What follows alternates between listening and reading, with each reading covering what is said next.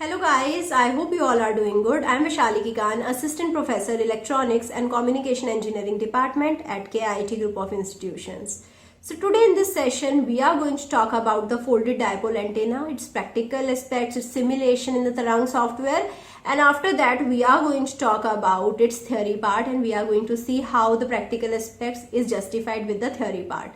So the folded dipole antenna is actually made with the dipole antenna. So it is highly recommended that you go back and watch the previous video on the dipole antenna first and then come to this video. So first of all, I am going to take a wire like I took in the dipole antenna. I am going to make a dipole antenna first.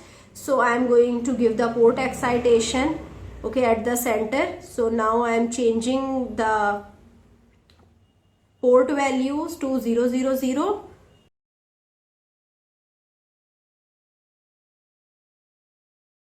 Okay, so now my port is at the center. Now I have to have one more wire. So again I will be clicking the wire option. So now here you can see I have the wire. So now I have to click the wire at the 20x position. So I am actually having one more wire at the x position 20, which is nearby to this wire because this first wire is placed at x is equal to 0. Okay, so now I will be having the same diameter, same material. So now this is how I will be getting one more wire, right? So now I want to connect these two wires. So first of all, I am going to have the 20, actually 0, 0, 0, minus 100 and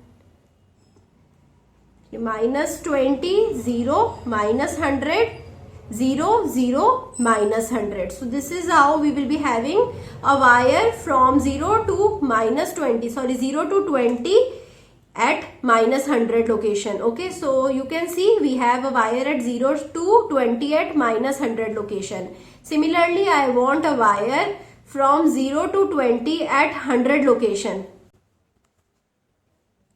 Okay, so now I have the point 1 at 0, the point 2 will be at 20. Okay, so now if I make this wire, yes, this is my folded dipole antenna. So now first of all I am going to simulate it. Okay, now I have to change the stop frequency. The starting frequency would be 10E6 and the stop frequency would be 300E6. Instead of 500E6, I am choosing 300E6. So I am choosing the same center frequency. I am having the 101 points for iterations and now I am going to simulate it. So now you will be observing various results over here. Because I have taken 101 points, it is taking some time. So now you can see the radiation pattern. So you can see this is how I will be having the radiation pattern. I am going to have this, and if I click on the W option, it is going to show me the wire as well. Okay, so now you can have the play option. Okay, and this is how your radiations would be animated, right? So isn't it beautiful? Okay, so now if I want to see the 2D plot, I will again right click over here and I will go to the polar plots. This is how I will be having the 2D plot. Okay, so which is different from the dipole antenna. You can compare with the previous video how the 2D plot is different. You can compare the real part of the resistance as well. Okay, so this is the imaginary part of the resistance. Okay, you can see this is how the imaginary part of the resistance is changing at this point from plus infinity to the minus infinity. Okay, now coming to the S parameter. So this is how we have the S parameter different from the dipolar antenna. So the dipolar antenna is actually having the S parameter which is minus 10 at a very early frequency. But now here we have a different frequency for which its S parameter will be different, and this is how I will be getting the phase Okay, so here I will be having a drastic change in the phase, which represents the change from the capacitive to the inductive region. Okay, this is my 2D plot that I have already shown you. Okay, now I am going to show you the voltage, current and the charge distribution.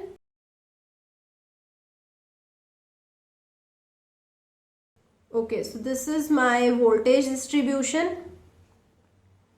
Okay, you can see we have the maximum voltage at this part and the minimum voltage at this part. After that we have the charge distribution. Okay, so you can see we have the maximum charge at the center, right, at this point, right. After that we can have the current distribution as well. So this diagram is going to show me the current distribution.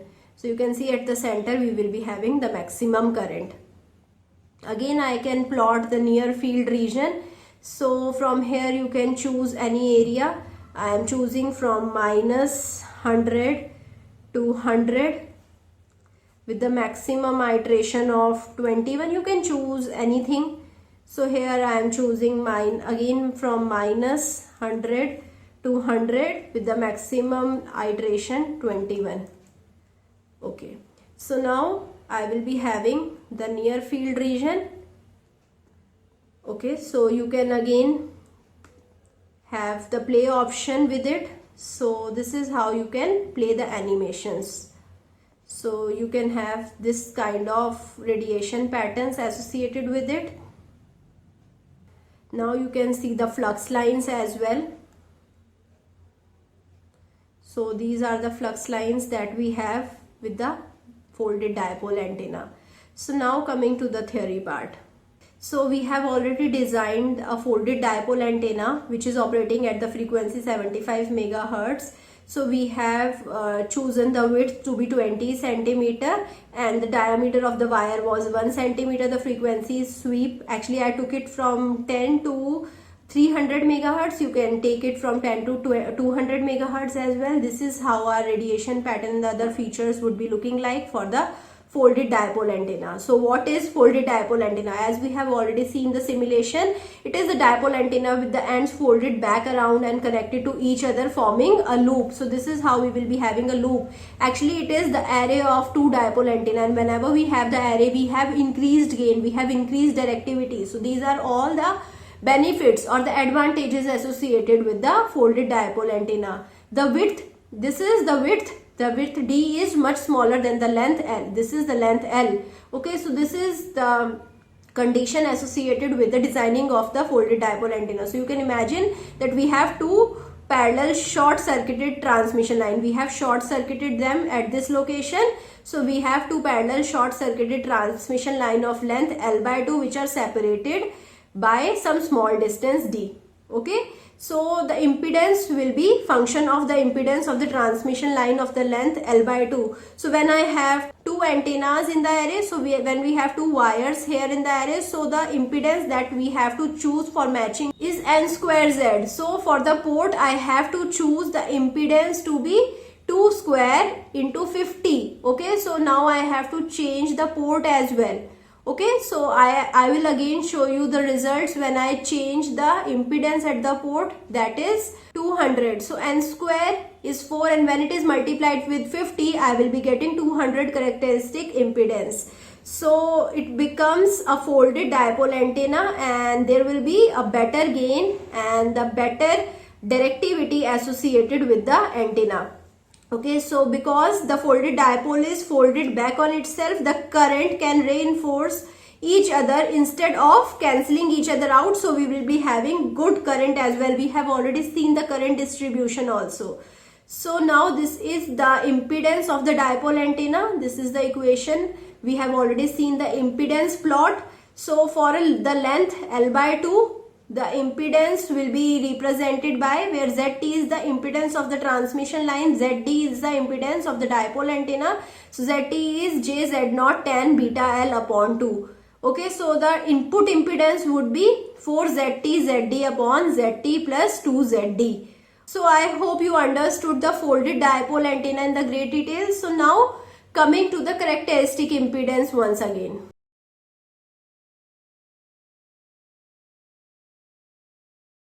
So you can see it here. I have the port over here.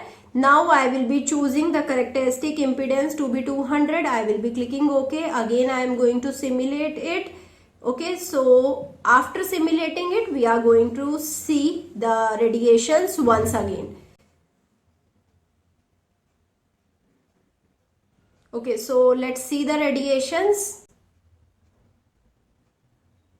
So this is how my radiation pattern is looking like when I have the changed impedance. So now I will be having the better gain. So you can see the minimum and the maximum gain that we are getting, and the operating frequency as well. So here I am concluding my session. I hope you like this session. If you have any doubt, you can put the doubt in the comment, and I hope soon you will be joining me in the next session. Thank you so much.